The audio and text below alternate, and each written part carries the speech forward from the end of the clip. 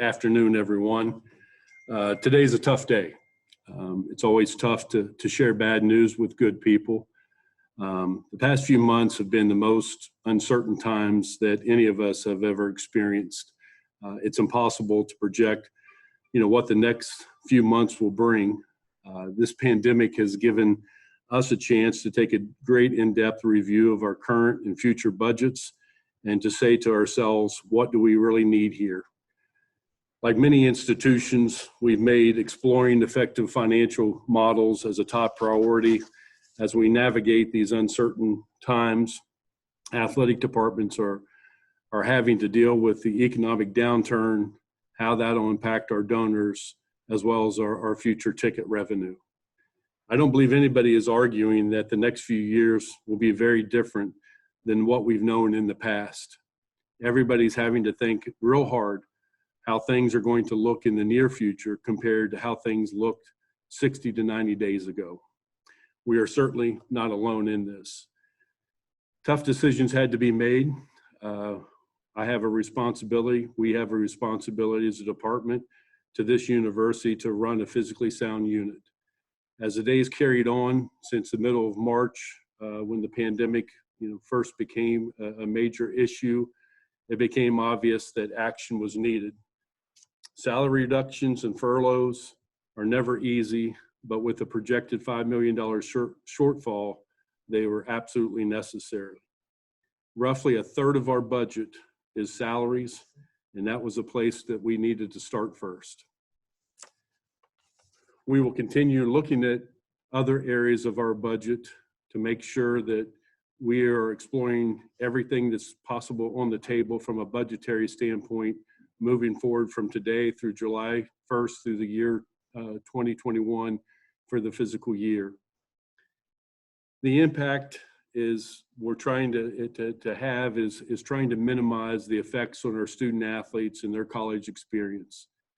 Every employee in our department will play a role in reducing our overall shortfall, whether through salary reduction or furloughs. Every employee will be helping us through these tough times. We're also in hand with the university as we approached these discussions and these reviews of our budgets. Obviously, we're here today to talk about the athletic department, but I think you also saw the news that there's discussions and furloughs that happened on campus as well. Reflecting back on this and then closing, we can sit around and we can say that we were dealt a bad situation with COVID-19, but that doesn't solve anything. We have to have a solution is to be action-oriented in dealing with this pandemic. The response and decisions were needed. We have a strong department with good employees. I'm proud of what and who we are, and we'll definitely get through this, and we'll be stronger in the long run. I'm thankful and grateful for our department's understanding and cooperation as we move through this budget reductions and furloughs. I can tell you that our student athletes and coaches want nothing more than to return and start preparing for the upcoming season. Our student athletes want nothing more than to return to campus safely and make our state proud. Lastly, I will tell you that I still remain optimistic that we will play football in the fall along with our other fall sports. The university, along with the athletic department, has various teams being put together for return to campus, return to play, what that's going to look like. Also from the NCAA and conference standpoint, we continue discussions what that's going to be in the future. So the first and foremost is the safety and health of our student athletes, our fans, our employees, and as we continue to navigate the uncertain times, that's going to be our top priority as we move forward. So with that, I will open it up for questions. Grant? Go ahead and use the raise hand. And the first one we have here is from Greg Hunter. Go ahead, Greg. So Shane, you talked about furloughs and also some that may not be brought back. I mean, the number who won't be brought back, have they been told of their fate? And Are they administrators, coaches? Who are those people? I will share with you, Greg, that, that's an ongoing process. It's not coaches, it's administrators and staff.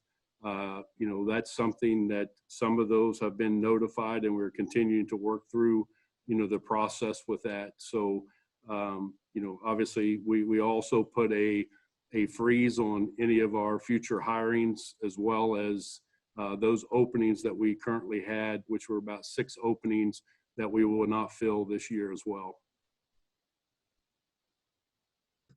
Go ahead. If anyone has any questions, please use the raise hand feature. Next question from Kevin Kender. Go ahead, Kevin.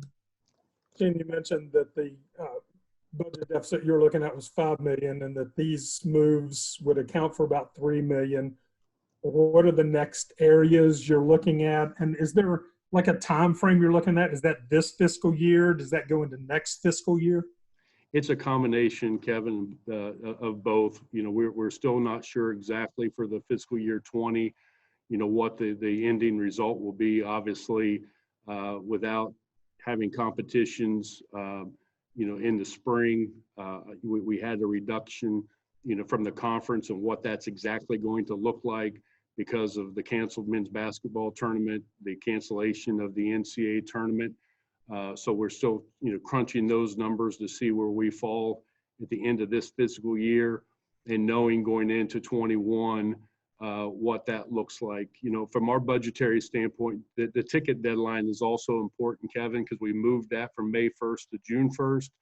That ticket, the donor aspect of that applies to the 20 academic year, and the ticket revenue applies to the 21 academic year. So you kind of have a little bit of a split there, and moving that date to June 1, we still don't have a clear picture what that's going to look like. So, what we're exploring is other areas within our budget that we can look at to potentially cut some of our expenses.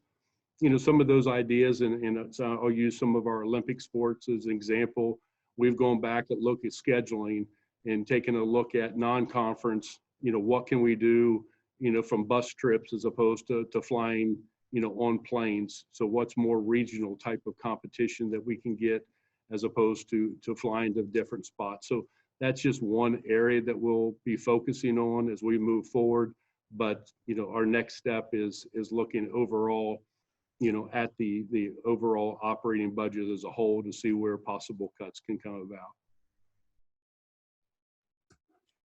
about. Next question is from Justin Jackson. Go ahead, Justin. Hello, Mr. Lyons. How are you doing? Good, Justin. How are you? I'm fine. Hey, kind of a question here for moving forward, and I'm sure options moving forward, kind of, looking outside of the box kind of thing. I know there was a story out a few months ago about maybe looking at the naming rights for the Coliseum. I wonder if that is still moving forward, and maybe for other venues that WVU has, how much of that becomes maybe more to the forefront now, and how much could stuff like that help moving forward? No, absolutely, Justin. And, the naming rights opportunities and new revenue streams are always a top priority. So to answer your question, yes, we're continuing to explore the naming rights of the Coliseum. We continue to explore the naming rights of the ballpark and other facilities that we may, be able to name. So revenue streams are a big thing of, what can we do? Obviously, the biggest revenue streams are with our donors and with our ticket revenue, but we also have to think outside the box and look at, future revenue streams that could be a possibility as well. Your next question here comes from Derek Red. Go ahead, Derek. Thanks for taking the time today. Speaking of revenue streams, when you're looking at the revenue that you're getting from your TV contracts that where football drives the bus on that, in your position as the chair of the oversight committee, have you talked to folks around the country, other administrators? Because I've seen a lot of hypotheses to come out, do it in October, split the schedule, do it in the spring. Have you has there been any growing consensus on what football would look like this fall? And if it doesn't get played, how crushing of a blow does that become?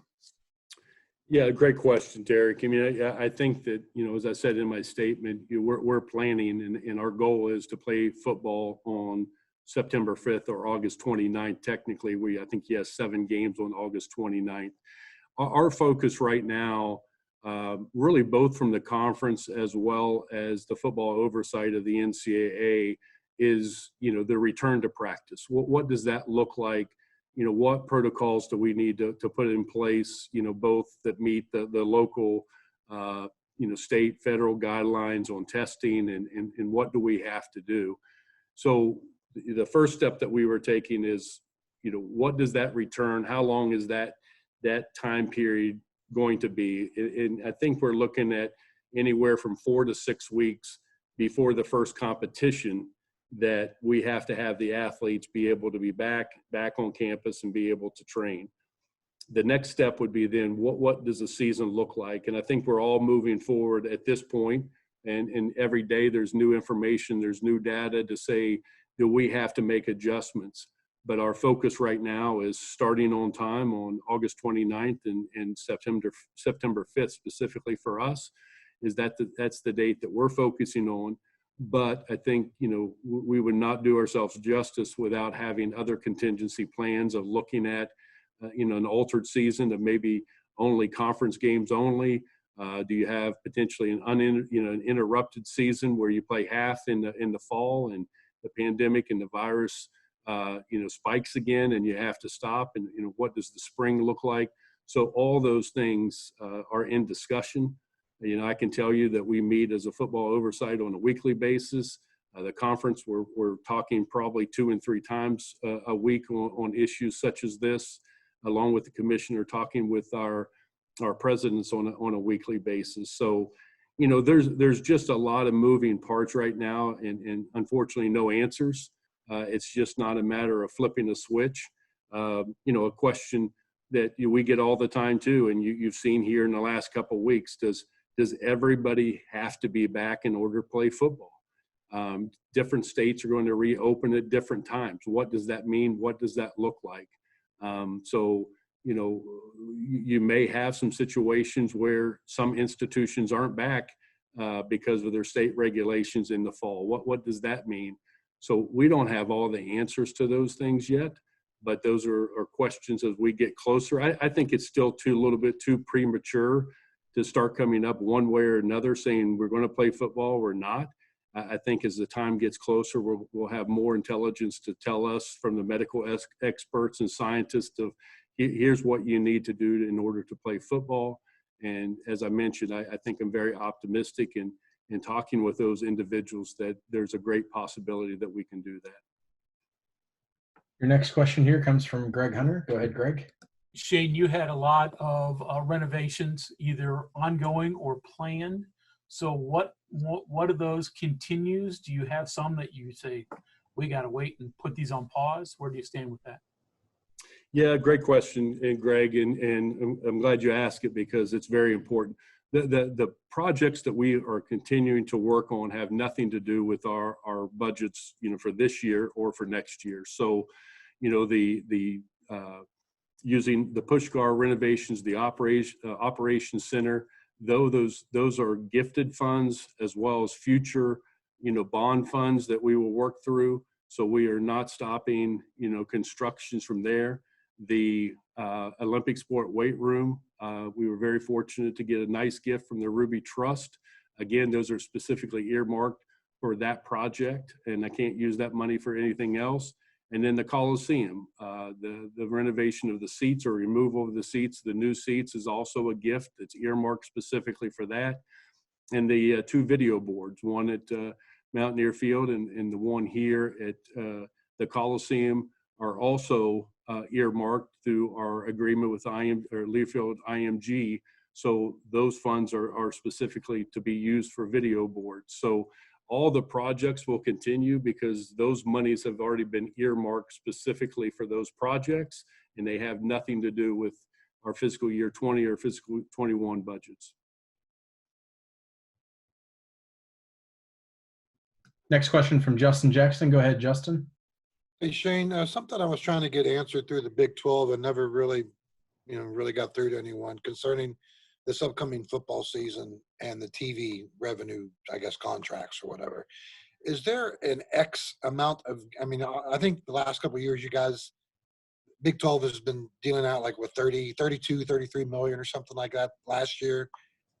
Is X amount of games you guys have to play this year in order to receive what would be conceived a full share of next year's TV contracts? Or does it just have to be conference games, or does it have to be 10 games or 8 games? I'm not sure exactly what that number would be. I don't know if anyone does. So. Yeah, great question. But we've talked about that, and the conference is having discussions, and along with all other conferences, it's based upon, you can look at it and say it's based upon having a full season, both in football and basketball. That's where obviously the majority of the revenue comes from, is, those two sports. Football, in last year, or this coming year, even last year, we'll receive about $36 million from the conference. It's roughly a 75-25 split, football being 75, men's basketball really being the other 25%, based on, the analysis of those contracts.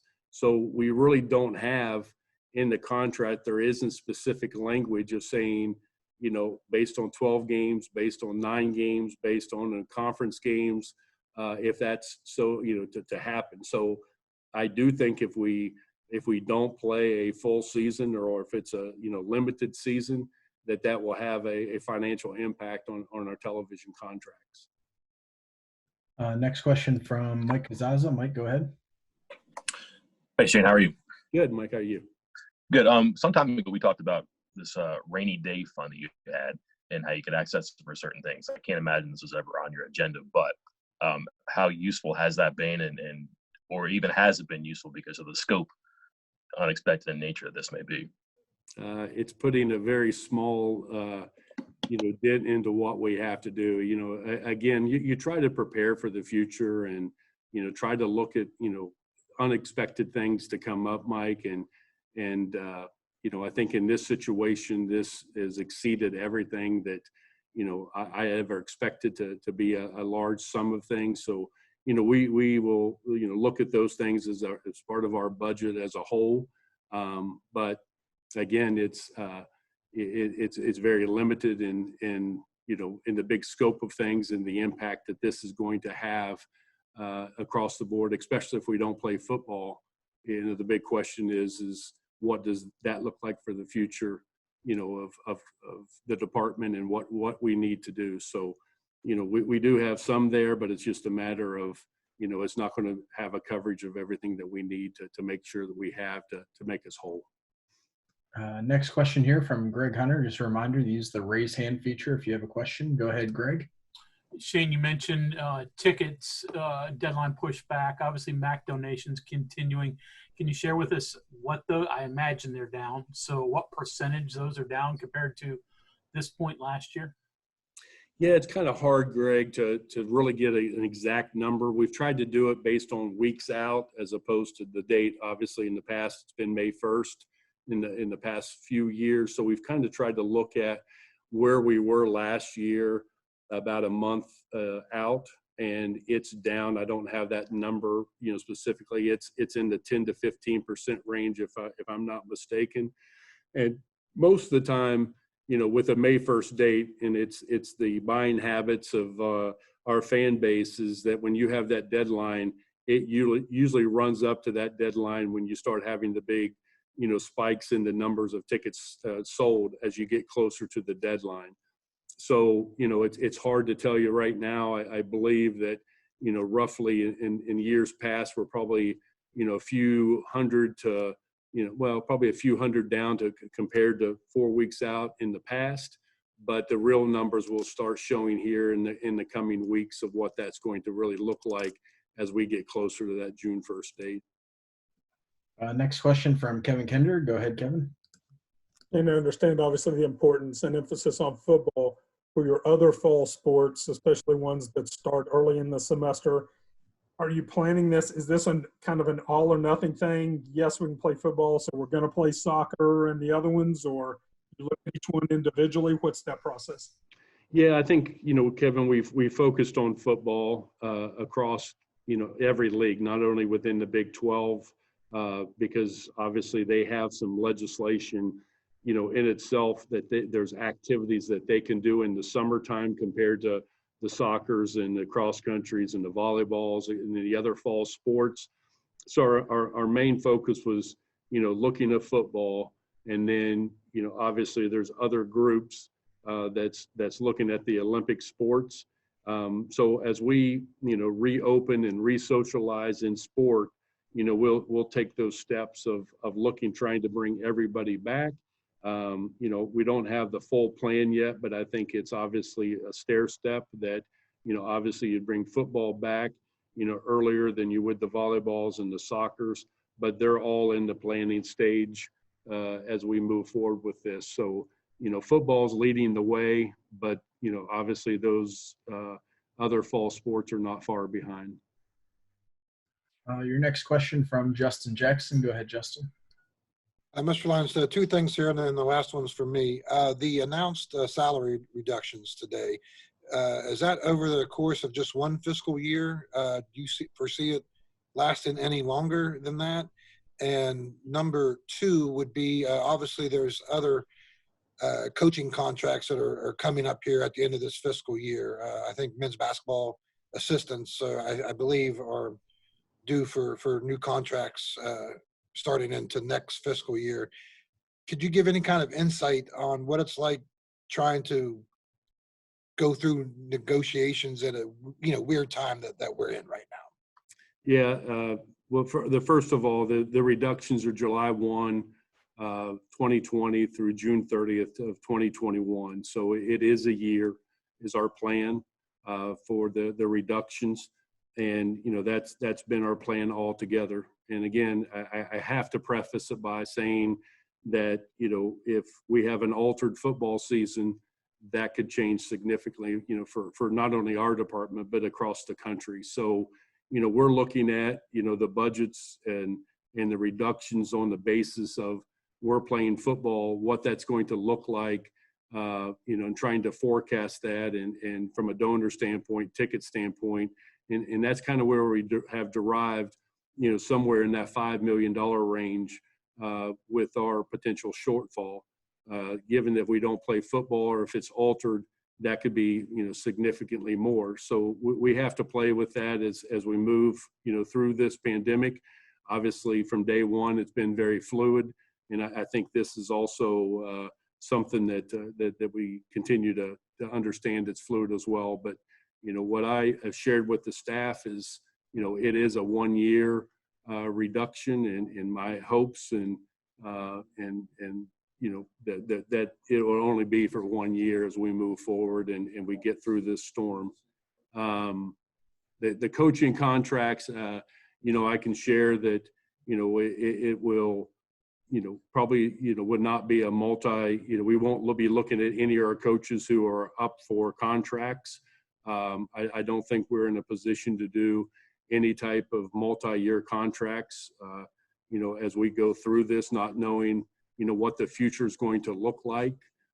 So, that's something that, I'll have to look at as we move forward. But, that's something that, right now it looks like obviously everybody that's on our staff will be there. It's just the multi-year contracts across the board is something we're going to have to take a closer look at. Next question from Mike Kazaza. Go ahead, Mike. Yeah, Shannon, I just want to clarify one thing too. The reduction in force, I think that was the language. Does that apply to people who are already on furlough, or is that separate, forthcoming? Do those people already know? I wasn't clear on that. And then I had another one if I can follow up. Yeah, the reduction, Mike, in staff are those not on furlough. Those are above and beyond the furlough. So those are individual discussions that we'll have. We had some today, and then those will be some that we'll continue to have in the future as well. So yeah, so it's people that's currently on the staff. if you can describe the conversations you're having, maybe not describe, but just the nature of with the oversight committee, what the tug of war is like when it seems like from every different direction, whether it's a conference or a region of the country or a state or a city, they seem to have an agenda to push us toward a goal line. And here's you in that committee in the middle trying to, I guess, mitigate any type of favor in any direction to play this down in the middle. But what are the discussions? What are the nature of those meetings like when again, it's coming at you from so many different voices and directions? Yeah, it's interesting, Mike. And again, college athletics is a special place, and we all have our own agendas, we all have our own thoughts, but I think that ultimately we come to the greater good of what's good for college football, and you kind of end up leaving your own personal agendas on the table. And at the forefront of all of our discussions, as I mentioned earlier, is the health and safety of our student athletes, and so we can't lose that as one of our core values as we move through this. But at the same time, we have to look at, what, the fairness and the equity aspect of it. And again, you mentioned that, states reopening at different times. What does that look like? How close can we get where the fairness and equity aspect remains intact? The difficult part is when you get into the potential competition seasons, and some states may not be there. Does everybody hold on? Or if you're at a certain number, do you start moving forward, without them? So that we have yet to really dive into that yet. But I think when we have talked about summer activities and what that looks like, I think there's been a lot of uniformity across the board, that everybody is understanding that it could be a little bit different from the inequalities that could happen over the summer. But at the same time, when it comes to recruiting, camps, those type of things, that we're all on the same page across the country and across every conference.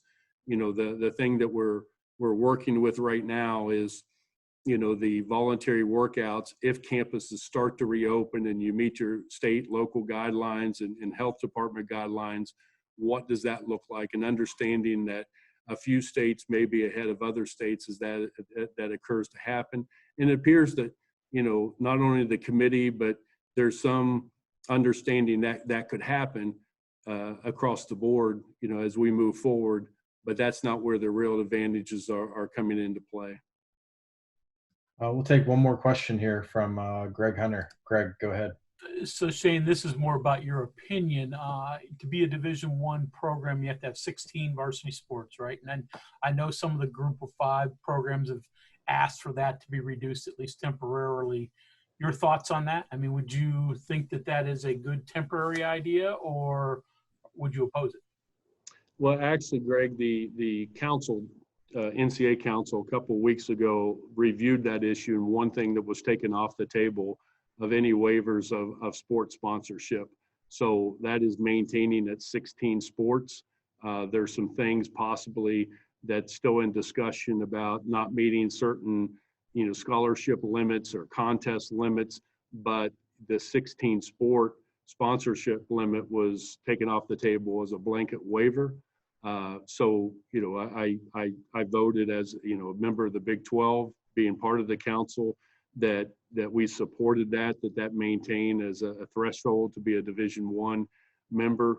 And, so there's not really been the last couple of weeks much discussion, further on that piece of it, understanding that some sports our programs do exceed the 16 sports. And, I do think that you're going to see over the coming weeks of some schools still continuing to drop sports as the coming weeks proceed.